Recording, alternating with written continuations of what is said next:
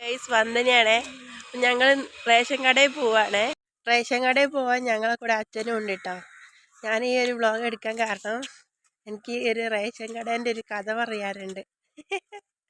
അച്ഛനും ഞാനും ഉള്ള ഞാനിതാ ഈ ഒരു പ്രായത്തിൽ അച്ഛൻ്റെ കൂടെ പണ്ട് ഇവിടെ അടുത്തൊരു സ്ഥലമുണ്ട്, കച്ചേരി മുക്ക് എന്ന് പറയുന്നത്. അവിടെ ഒരു റേഷൻ കട ഉണ്ട്. അവിടെ പോയി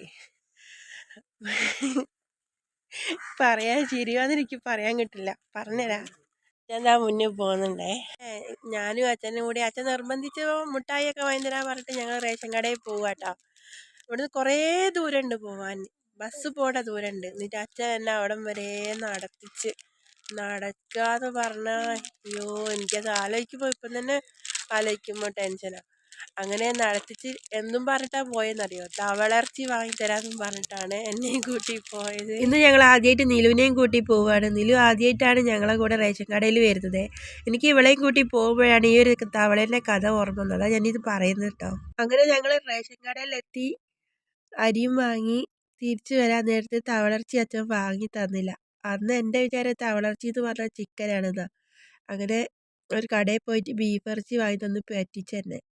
ഈ തവളർച്ചീൻ്റെ പിന്നിൽ വേറൊരു കഥ ഉണ്ട് കേട്ടോ. അത് ഞാൻ അടുത്ത വ്ളോഗിൽ പറഞ്ഞുതരാം.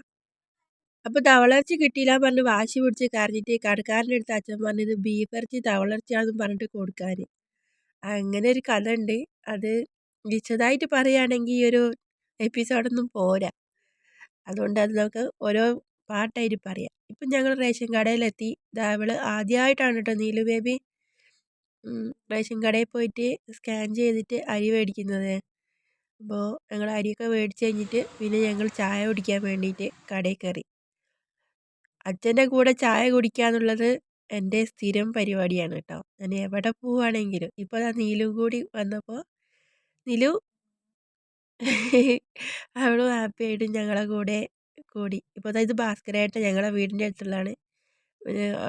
ഞങ്ങളെ വീടിൻ്റെ അടുത്തുള്ളൊരു ചായക്കടയാണിത്. ഇവിടെ ഞാൻ ആദ്യമായിട്ടാണ് ചായ കുടിക്കാൻ വേണ്ടി കയറുന്നത് കേട്ടോ.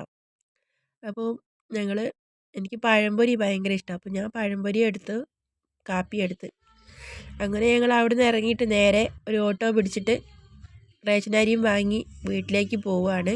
അപ്പോൾ ഈ വീഡിയോ ഇത്രയേ ഉള്ളൂ. ഇഷ്ടപ്പെട്ടാൽ ലൈക്ക് ചെയ്യുക.